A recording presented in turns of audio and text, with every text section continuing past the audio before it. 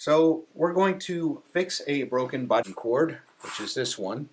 And to do this, we need some sort of a wire cutter and stripper. This is a little on the simple side. They do sell better ones. A very small slot screwdriver and a handy dandy multimeter or any sort of continuity tester will do. Multimeters are very cheap. You don't need a particularly good one. It's handy if it has these little alligator clips, but you don't need those either really. So we're going to start out and we're going to tell the multimeter to go into continuity test mode.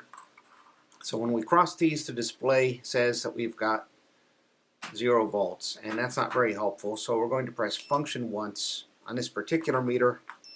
Now it makes a sound when we do that. So let's test this. So the way that I usually do it is I just go one at a time and I say, okay, do I get a good connection from each of these, because I'm trying to find where the break is. So I didn't get one there. Let me try that one.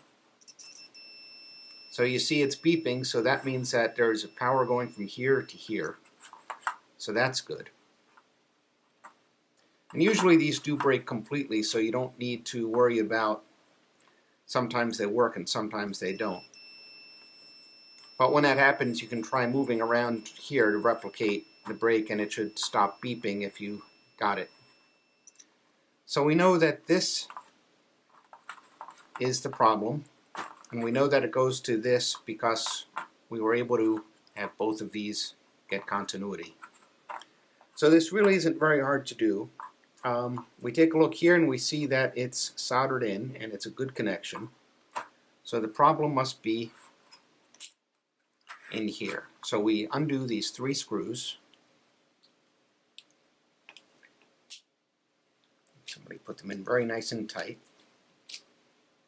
And on the other side there's a little bolt, and it's held in place while you unscrew by the shape of the plastic. So if you hold it up like this, the bolt comes right out, and if you're not careful, it rolls right onto the carpet where you can never find it again.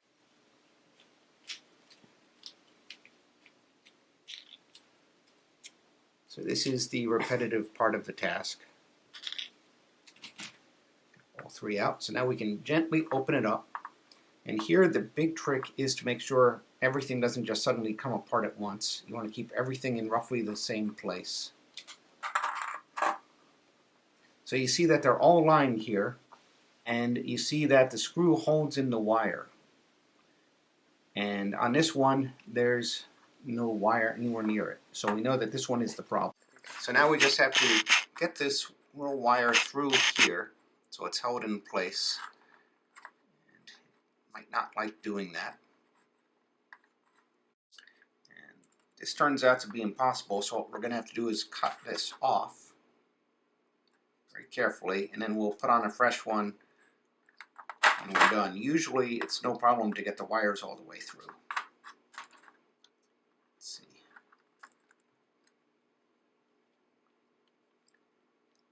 It's just not wanting to do this today.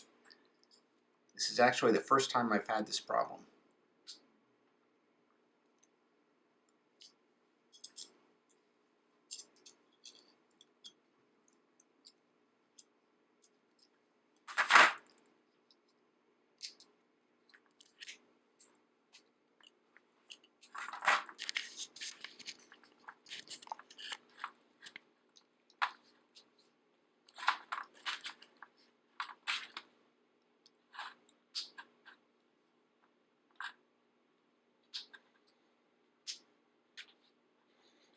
Okay, so we've cut through the little thing that holds the wires together because it was binding a little too much.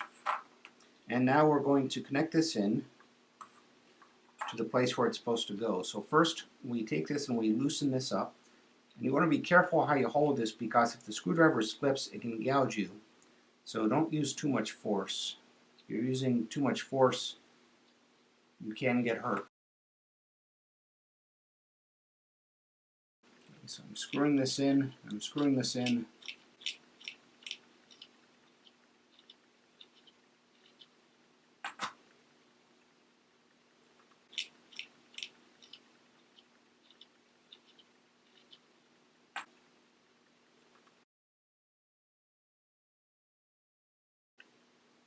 And here it goes. So now we just have to put it back in again. So align that. Actually, let's get a little bit of, ideally we would use a little bit of black tape to wrap these all together. So we've got the little wrapper here that we made out of electrical tape, and that's there to hold it in place. And now we push each of these down exactly into the right spot.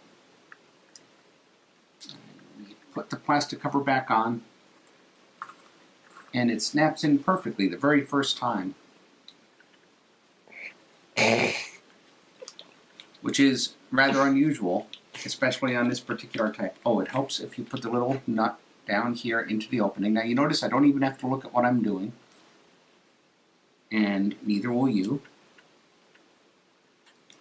So put one of them in just to get it all together. When we put the other nut, we just sort of line it up and get it on that side so it will hold the screw in place. And again, the molded plastic holds the nut in place. A very nice, convenient design. They're all like that I have seen. All of them have the little area. So this is what you're actually doing. You see, it's a hexagonal shape molded into the plastic, and then you just move the nut over it, and the nut falls right into place.